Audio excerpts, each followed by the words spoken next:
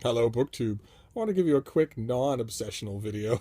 It's just as something to watch in case you're not interested in nonfiction November and not interested in NaNoWriMo. Can't really understand that, but it could be true. And an opportunity came ready to hand because Tom from Tipperary, my mailman, just gave me my afternoon's mail, and it's pitiful. It's 4 packages. He was all commiseration. Not only 4 packages, but 4 small ones. I mean, he knows I like lots of packages, and he knows I like big fat books. So he was at his most charming, and he said that he would see me Monday. But I thought we'd go through them. It's only 4 packages, so that leaves time for Steve to wool gather a bit. We'll start with this one from Grove Atlantic, because we haven't opened. What is this? This is David Van, Bright Air Black, a novel. Very nicely designed novel. Set in the Mediterranean and Black Sea 3,250 years ago.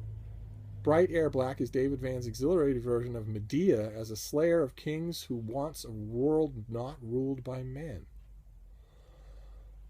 At the height of a multi-award winning career that includes the Grace Paley Prize, the California Book Award, and the Prix Medici for books such as Legend of a Suicide, Goat Mountain, and Aquarium, New York Times notable author David Van transports us to 13th century BC to give a nuanced and electric portrait. Slow down there, Seymour.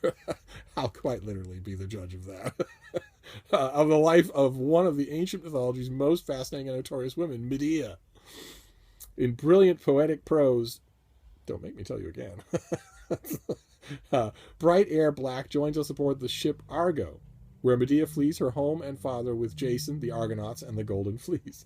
Van's reimagining of this ancient tale offers a thrilling, realistic alternative to the long-held notions of Medea as a monster or sorceress. Huh. Interesting. Okay. On the voyage of the Argo, in order to speed things along and effect their escape, she slits the throat of her own children. So I think you've got your work cut out for you in underscoring her humanity. This comes out in March, and that must explain why there's an antique rowing vessel on the cover. Very nice. The literary fiction retellings of ancient Greek mythology do well in the critical world. This could actually get lots of coverage. I will even propose covers myself, and we'll see if that happens. Let's see this next one. None of these is very thick. Oh my. Okay. This is by George Mitchell, who's a former U.S. Special Envoy for Middle East Peace. And it's called A Path to Peace. And its subtitle is A Brief History of Israeli-Palestinian Negotiations and a Way Forward in the Middle East. A very tricky subject on which no two people seem to agree. I have firm opinions, and, the person next to me on the subway will have firm opinions exactly the opposite of mine. This comes out at the end of the month. George Mitchell knows how to bring peace to troubled regions. He was the primary architect of the 1998 Good Friday Agreement for peace in Northern Ireland. The New York Times has called him a, quote, diplomatic heavyweight, but when he served as U.S. Special Envoy for Middle East Peace from 2009 to 2011, working to end the Israeli-Palestinian conflict, diplomacy did not prevail. Doesn't surprise me.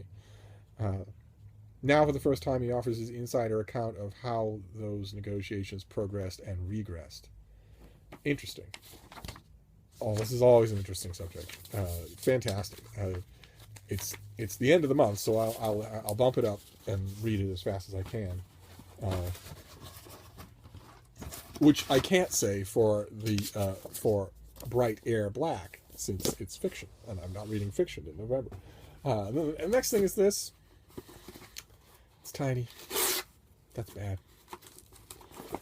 As our next president will say, bad. Oh, it's Europa. Oh, wonderful. Okay, well that makes up for a lot. This is by Parisa Reza, and it's The Gardens of Consolation. It's a pretty cover. Let's see here. Europa always does this. They have the cover sheet that tells you nothing at all, and then we move on to the book. So this is due. This comes out in early December. Tala and Sardar are both still children when they marry in a remote village of Gamasar, Iran, in the early 1920s. Though it is an arranged marriage, it soon becomes evident that they are in love and that both dream of better things. Taking a leap, they move to the suburbs of Tehran, where they will watch as the dynasty falls and Reza Khan rises to power as the Shah Pahlavi.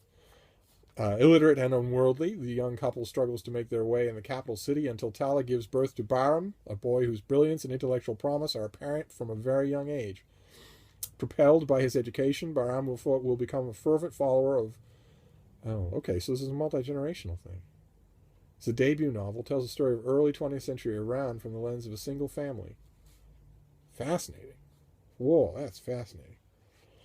The author was born in Tehran in 1965 to a family of intellectuals and artists and moved to France at the age of 17.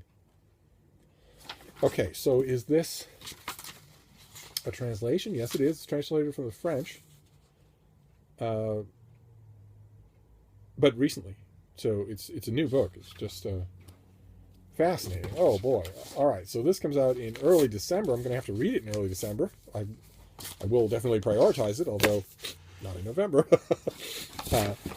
That's great. What an interesting subject matter. And this is actually, these three things have a lot in common. I have a dear old friend whose life was absolutely upended by the Iranian Revolution. And I've read all the literature that he's given me on it, and I have a deep and abiding reading history with the Israeli-Palestinian conflict, and I love Greek mythology, so we're doing fine so far. This is the biggest and the last pack. What have we got here? Oh, we saw an advanced copy of this. This is Island People, the Caribbean and the World by Joshua Jelly Shapiro, whose last name gives him literally the best of both worlds. That's wonderful. Okay, isn't that lovely? Look at that. Just the faintest hint of a palm tree and a sunset. So when does this come out? I confess I didn't read the galley that I showed you. I've had it for a long time, but I didn't read it. Oh, this comes out next week. Okay. And Joshua Jelly Shapiro is a geographer and writer whose work has appeared in the New York Review of Books, New York, Harper's, The Believer, Artforum, and The Nation, among many other publications. Educated at Yale and Berkeley, he is the co-author with Rebecca Solnit of Nonstop Metropolis, a New York City Atlas, and a visiting scholar at New York University's Institute for Public Knowledge. This is his first book. Interesting. Okay, so this I'm going to have to read right away. Okay, so we got 2 novels and 2 nonfiction today, and the 2 nonfiction are hoving into view. So I should get to both of them. They're both from November. So we have Middle East Peace and the Caribbean, and then 2 novels. And actually, this book does maintain Steve's personal connection with the books he's getting in the mail, because I have. Wow. Okay. Well, this has no index, but I have a connection with one small part of the Caribbean, a very melancholy connection. But still, I'll wonder if it's in here. But anyway, that's a little break in the NaNoWriMo National Novel Writing November Madness, a tiny mail haul for today. And I'll put this up just so that those of you who want variety might have a little bit of it. And I'll see you soon, BookTube. Thank you.